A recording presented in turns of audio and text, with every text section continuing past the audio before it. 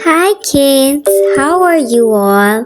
आज मैं आप सबको स्टोरी सुनाऊंगी एक लैम्प की और उसकी फ्रेंड मैरी की। मैरी के बाबा का एक फार्म था जिसमें मैरी अपने बाबा के फार्म एनिमल्स के साथ बहुत ज़्यादा अटैच थी।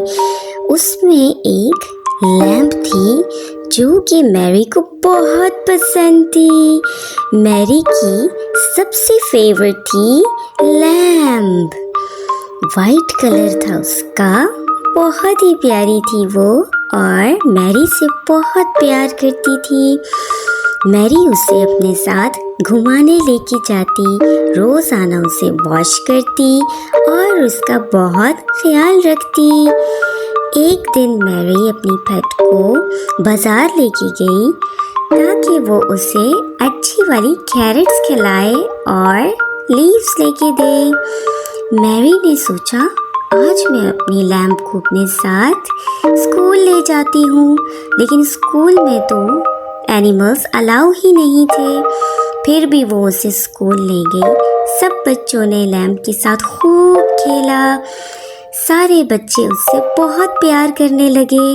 लैम्प भी बहुत खुश थी।